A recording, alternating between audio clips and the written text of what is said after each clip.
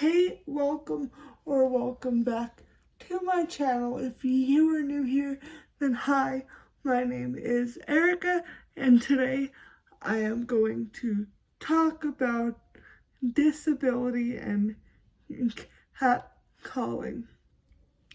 Now, you may be wondering where I got this idea from. Back in, I think it was, one second. Yeah, it was in 2016. There was an article published in the New York Times by a writer and disability advocate named Jennifer Hartlett, and it was called, why is the New York Times making me sign in again? I don't know. But anyway, it's called Longing for the Male Gaze. What are you saying thank you next to this year? Who or what? The male gaze. Gaze as in G-A-Y-S or G-A-Z-E? G-A-Z-E. Okay. Sorry, that's just an clarifying. Gay males. No.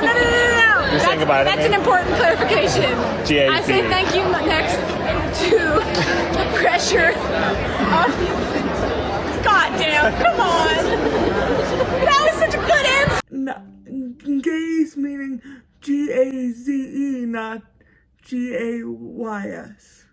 Like the sightline of men, like longing for men to find you attractive, basically, is the best way to put it, I guess. It could be. But anyway, back to this article now that I am signed in to my account and now that I can actually read the article. This article is basically talking about how Jennifer, who is a visibly disabled woman, she has cerebral palsy like me. She never gets catcalled. She lives in Brooklyn, which is a part of New York City, and her non-disabled friends get catcalled and she doesn't, and how that makes her feel like less of a woman. And I'm not just gonna read this article. There are other articles like it, which is why I'm making this video, is because it seems to be somewhat of a phenomenon of visibly disabled women feeling left out of being catcalled, which obviously I have a lot of thoughts on, but one quote I want to read to you is, when I was younger, in my 20s, I was a thin, slight woman. I have always been beautiful and a nice dresser. I also happen to have cerebral palsy, which affects my motor skills, balance, and speech, as it does with most people who have it. Well, first of all, how is being thin and slight part of being beautiful? I really think she's contributing to a culture here that thinks being skinny means being attractive, and that you have to be skinny to be attractive to people. And I don't necessarily think that's the case. I think historically, at least in the United States, it has been, but we don't need to contribute to that. And she also says that most people that have CP, their speech is affected, and I'm not sure that's true. I haven't looked at the numbers, but I don't know that most people with CP have speech difficulties. I know I do. And I do know that there are a lot of people with CP that have speech difficulties, but there are also a lot of people who don't have speech difficulties. So right there, I don't really necessarily agree with this article, but in it she does say cerebral palsy is not uniform and manifests in a number of ways. It might affect all limbs severely or just one side of the body, or the effects may be slight, making the disability barely perceptible. It can affect strength, balance, and movements. Some with the condition may not be able to walk unassisted or care for themselves in typical ways.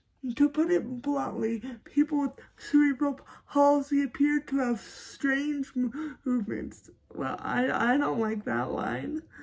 That's kind of hurtful. Since they are not in full control of their muscles, they may have facial expressions or spasticity that most people find surprising, if not unattractive. Wow, this lady is just attacking me for no reason. I feel like she's a lot of internalized ableism here that's gone unexamined, and instead of going to therapy or unpacking your internalized ableism like a healthy person, she is acting as if every disabled person should feel this way because we are unattractive, as she says. And then in it, which I love how I'm saying this before I even read the line, but after you hear the line, if you've seen my videos, I have thoughts on this. But she says, people with cerebral palsy are often mistaken for having a mental impairment, although the two are not necessarily linked. I have a speech impediment and awkward gait. My disability is visible, but not necessarily significant. I do have some physical limitations, but am able to do most things that a typical person can do. So I would ask Jennifer, what if your disability did affect your intellect? Would that make you less of a person? Would that make you less worthy? Why do we have to constantly assert, yeah, I have a physical disability, but it doesn't affect me mentally? I've talked about this before on my channel, but there's a lot of prejudice and what we call in the disability community lateral ableism, which basically means ableism in the disability community against people with more stigmatized disabilities. But there's a lot of lateral ableism and bias and discrimination against people with intellectual disabilities. And I think by saying she's mistaken for someone with a mental impairment, she's almost saying, like, yeah, don't treat me like you would treat those people. You can treat them like shit, but not me. Like, my brain works just fine. Which is like, so what if you did have a mental impairment? Would that make you less of a person? I mean, sure, it would make you more likely to face discrimination even within your own community, which is why we need to talk about these things. She talks about an article by a popular feminist named Jessica Valenti, where she talks about her experience with catcalling. And then she says, my experiences have been quite different, nearly the opposite of Miss Valenti's and that of most women. I was never hit on or sexually harassed by my professors in college. Well, is that such a bad thing that you were never sexually harassed by a professor in college? Like, first of all, I don't know that most women are sexually harassed by their professors in college. Like, sure, it does happen, but if this is happening to most women, we really need to do so. And granted, we need to do something about catcalling in general, and I'll get into that later in this video. Don't you worry, I'm not acting like catcalling is not a problem. But okay, so she says, or later by my coworkers or superiors. Like, that's a good thing that you haven't been sexually harassed at school or work. I have not felt as if my male teachers, friends, or colleagues thought less of me because of my gender. Isn't that good? But then again, they probably think less of you because of your disability. But for me, at least, and I can only speak for myself, I feel like both being a woman and being disabled they act together, they intersect, and you get both misogyny and ableism. I'm both attacked for being a stupid, overly emotional woman and a useless cripple.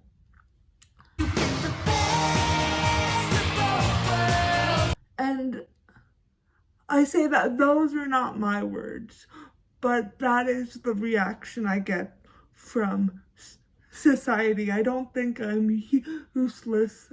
I do think I'm a cripple, but I don't think I'm useless because of it. But she's upset that she hasn't been sexually harassed and she hasn't been thought less of because of her gender. I've never been aggressively hit on in a bar, despite the fact that I've frequented them alone throughout the years. In fact, I've rarely been approached in a bar at all. I do remember being sexually harassed by a man on the street.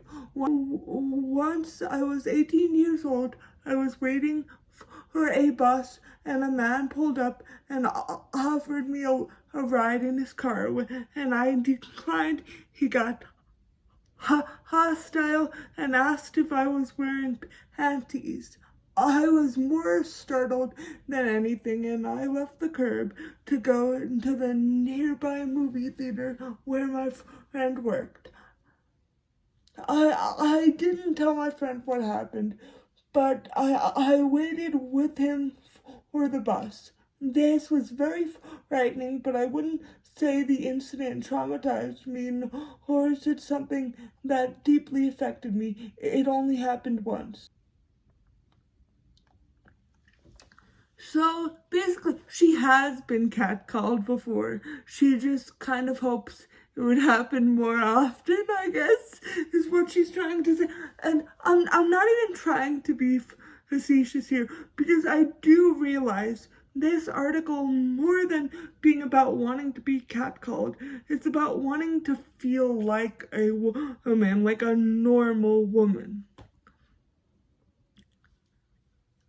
And I've actually had not lots of experience, thankfully, not lots of experiences with catcalling, but I have been catcalled before. It doesn't make me feel like more of a woman, or like I'm attractive. I find it embarrassing. I find it scary. I find it objectifying.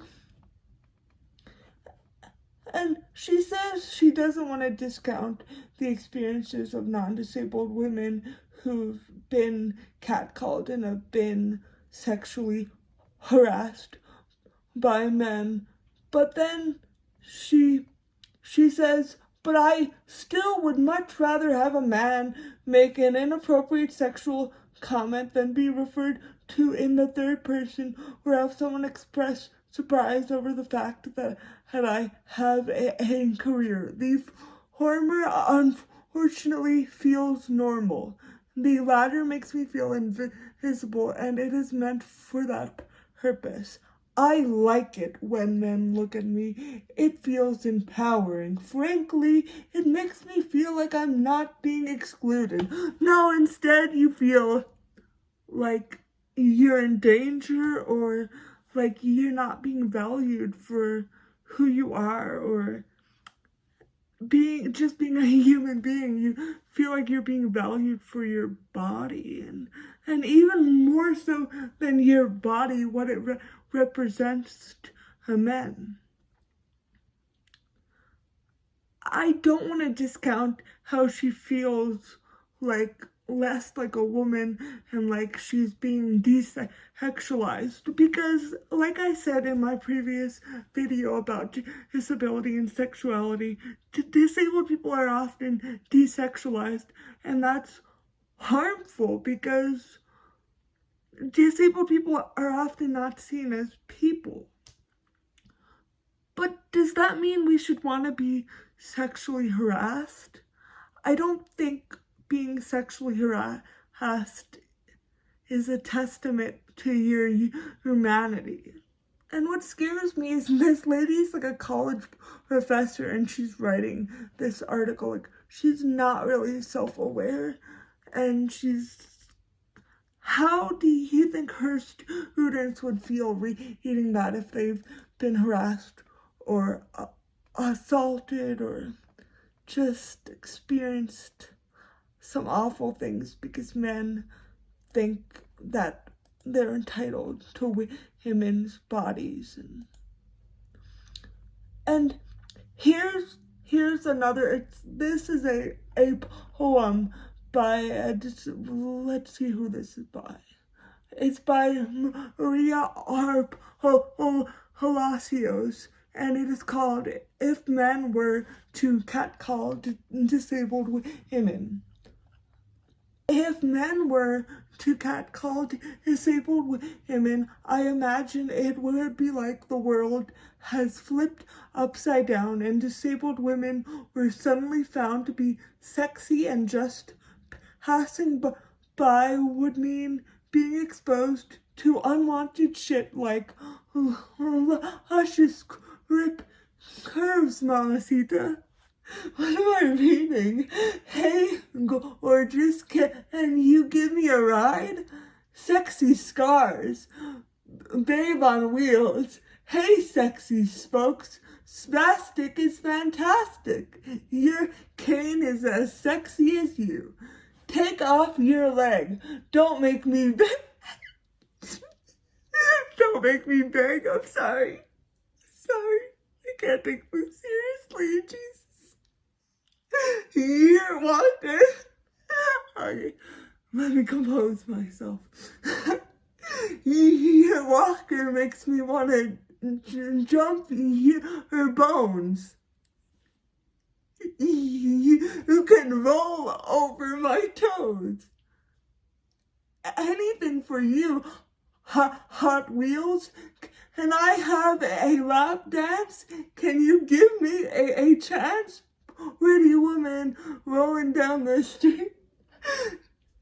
She feels the earth move under her wheels. Those boots ain't made for walking. Rolling, rawhide. So before I go on, from what I've read so far, and I have read this poem before, it's not my first time reading, but from this first stanza, what we can gather is, especially with the lines, I imagine it would be like the world has flipped upside down and disabled women were suddenly found to be sexy. Is this link of catcalling and somebody being seen as attractive, which I'm going to get to this later. I'm going to try to dispel this myth that catcalling and attractiveness are linked. But right now I'm gonna continue reading this poem to you. But disabled women don't get catcalled. That's not true. Maybe you haven't been catcalled, but there are lots of disabled women that have been. But anyway, let's continue on. He get dogged down and accused of undesirability. We get told over and over that disability is something to be fixed, something to be avoided.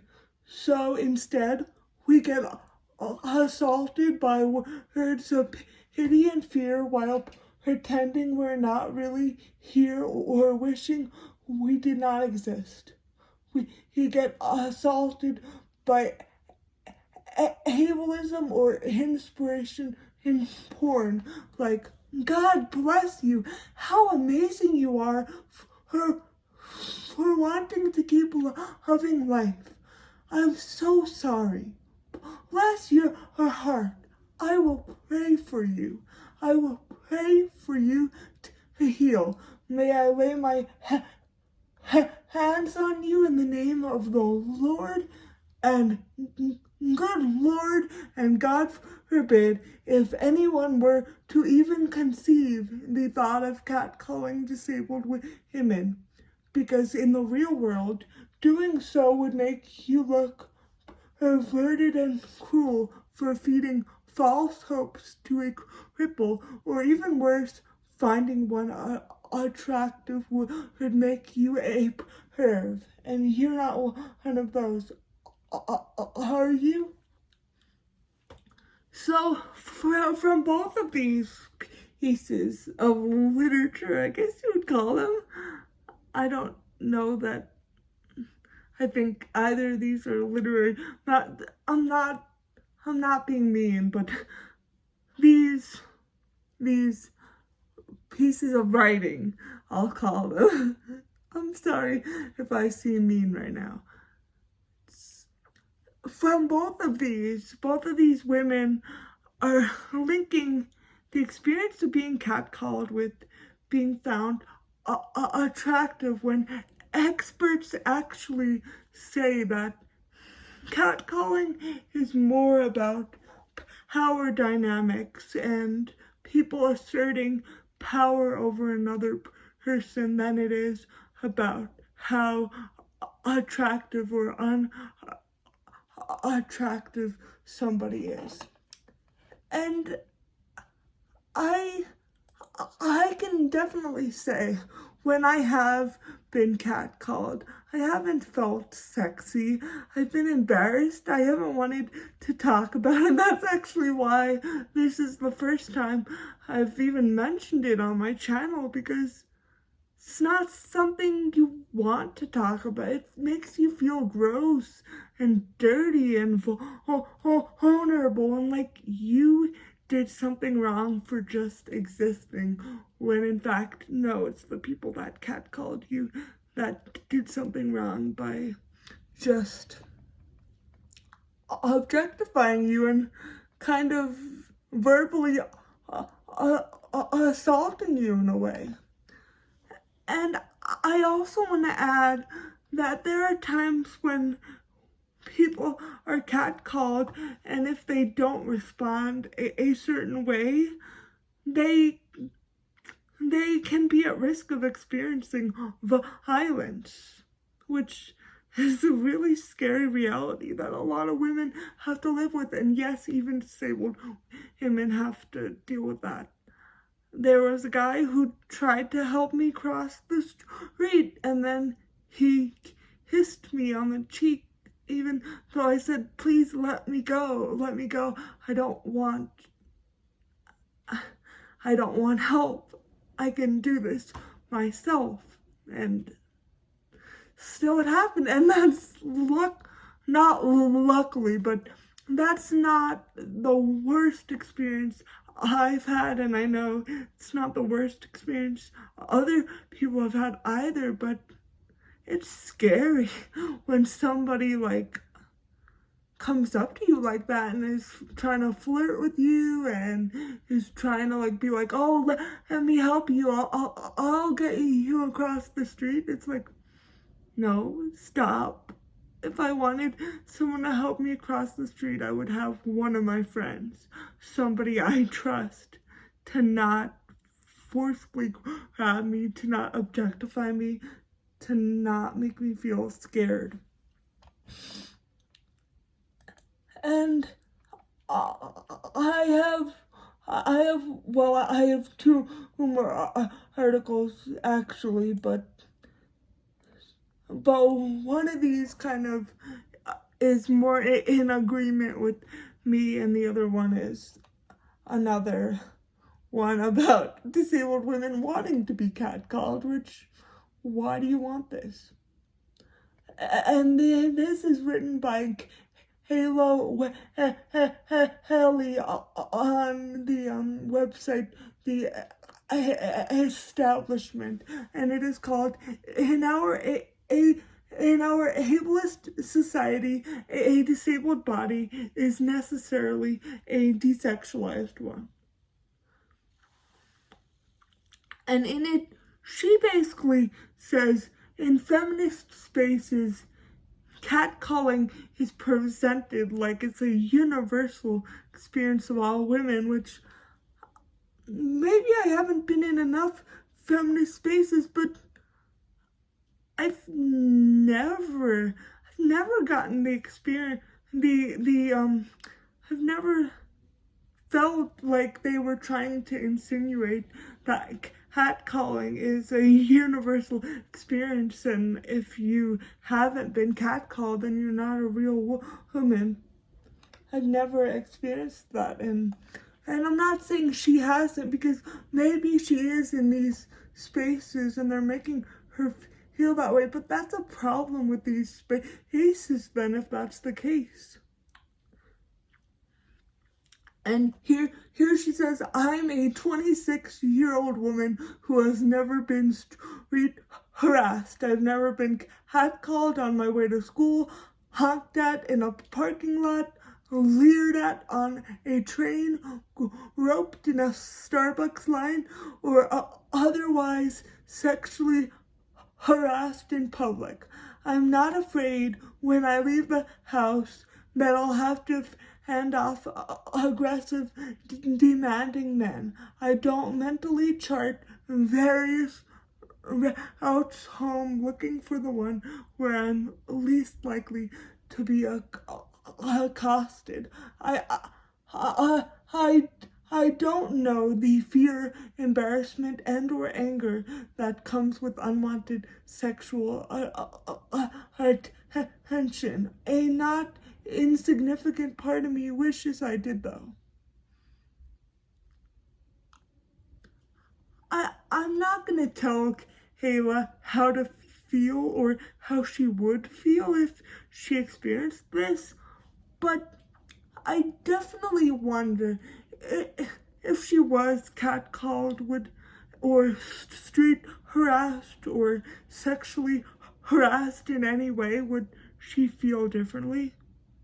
I think she might, because I think at one point in my life I may have like read these articles and poems may have resonated with me, but as I've grown older, I have had some of these experiences, and that one example I gave was just one. Like, this has happened at least 3 times, probably more. There are probably times that I've kind of taken out of my mind because it's uncomfortable.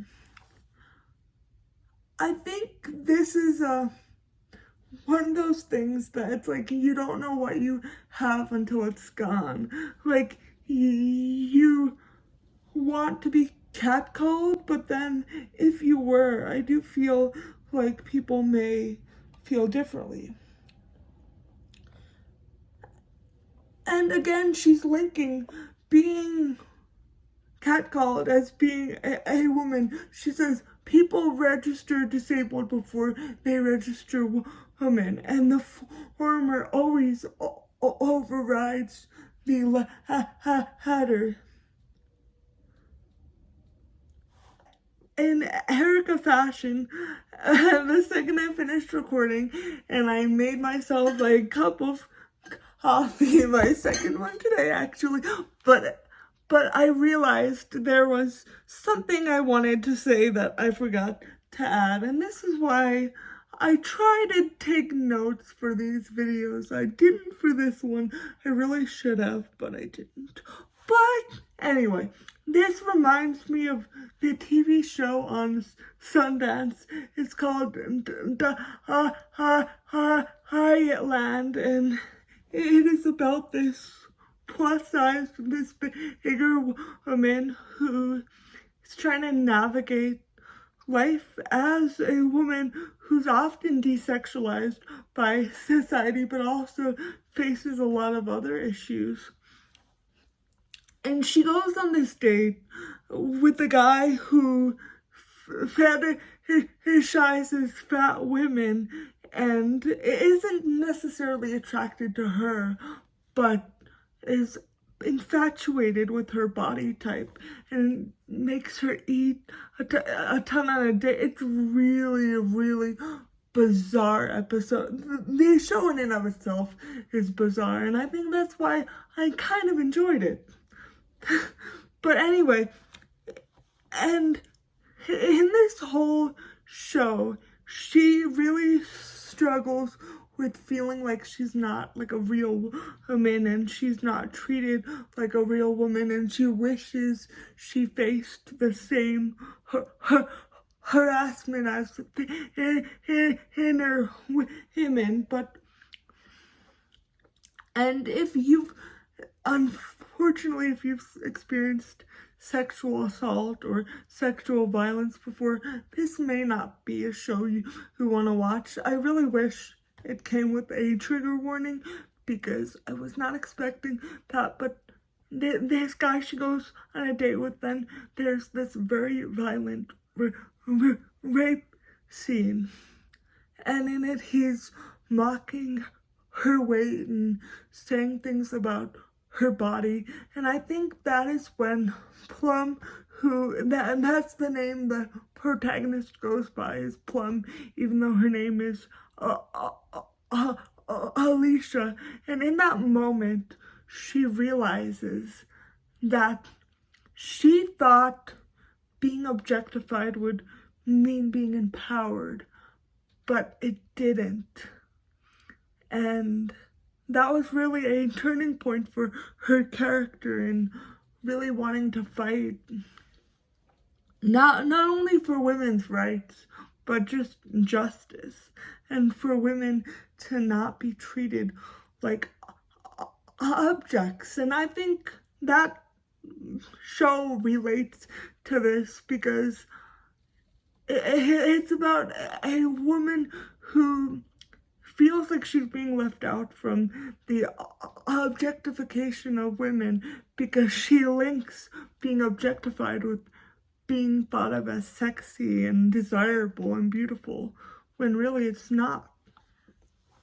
I would also argue that most disabled people, even if they don't realize it, they've experienced objectification because inspiration porn, which is when disabled people are held up as objects of inspiration for non-disabled people to admire, that in and of itself is objectifying. The late disability activist Stella Young coined the term inspiration porn, and she named it inspiration porn not because it has anything to do with porn, but because it's objectifying in that it really views disabled people as a symbol for non-disabled people, and it ignores any of their individuality and any of their humanity to just reduce them to this motivator for non-disabled people to be like, so what's my high excuse, or I'm so glad my life isn't that bad.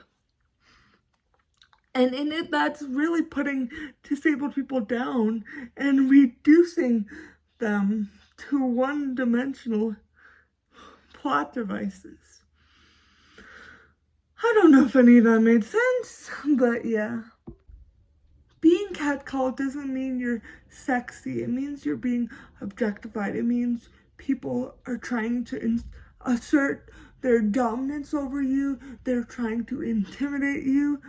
I really want to drive that point home. And also, I do feel like one link that I see with all of these articles, maybe with the exception of the Jennifer Bartlett one, which was the first one that I read, is the idea that disabled women never get catcalled. And in these articles, they're trying to say that feminist spaces invalidate the experience of disabled women, when in fact, I think they're invalidating the experiences of other disabled women who may have been catcalled in their life and may have had this experience before and may not feel like that. They may not feel like their disability is like the shield that prevents them from sexual harassment and catcalling and sexual violence, when in fact we know from studies, we know from statistics that disabled women are much more likely to be sexually assaulted in their lifetime than their non-disabled peers. So why are we acting like this isn't a problem and we're complaining that we don't have these horrifying experiences? Because that's truly what this is. And I don't want to say sexual harassment is the same as assault, because obviously it's not. But they both come from the same root of people wanting power over another person and wanting to put them down and cause harm. These articles are more about the emotional experience of not feeling sexy or beautiful, when sexual harassment is not about feeling sexy or beautiful. It doesn't validate your womanhood. It actually invalidates it, because I feel like when you have a healthy gender identity, you feel empowered and you feel like you have a say over your body and how you feel. Whereas when you're sexually harassed, that power is taken from you, even if only briefly. And I understand where all these women are coming from. At times I feel invalidated in feminist spaces, but I more so feel invalidated when disability issues are ignored, rather than when experiences are talked about that I may not be able to relate to. I never really feel invalidated by that, because I realize we all have different experiences, even if we share certain identities. Just like some disabled women may have never been catcalled, and I have, and I know many disabled women have been catcalled. So if those disabled women like me are talking about our experiences, does that mean we're invalidating these women and being like all disabled women are catcalled. No. My whole point of this video is, number one, disabled women do get catcalled, and number two, which I feel like is the more important message of this video, is catcalling is not about desire or attraction or beauty. It's about power, and it's about the catcaller wanting to have power over the person being catcalled. And that's not really something you should desire to experience. I don't know. Maybe other people feel differently about this. Honestly, I really hope other people kind of agree with this, because I feel like I'm going crazy saying catcalling is not this romantic experience. It feels gross. Anyway, thank you for listening to me rant for 37 minutes. I hope you kind of enjoyed this, I guess, or I really hope you learned something or it made you think about things differently. That's why I do make these videos, and I know I'm not the best YouTuber out there. I don't have the best equipment. I'm not the best editor, but I'm not even the best, like, formatting my video and getting my thoughts out there. But I do this because sometimes I don't know who the hell to talk about this with. I'm not gonna just have a conversation at work being like, hey, I read this article about this disabled woman that wishes she was catcalled. Like, I'm not gonna do that. So that's kind of why I make these videos. Anyway, thank you so much for watching. Please give this a big thumbs up because it does help with the algorithm, as I like to say. And if you have not already and you would like to see more of my content, please consider hitting that subscribe button down below. Please ignore the eczema all over my hands. I live in a dry climate. It's a struggle. But thank you so much for watching, and I hope to see you again next time. Bye!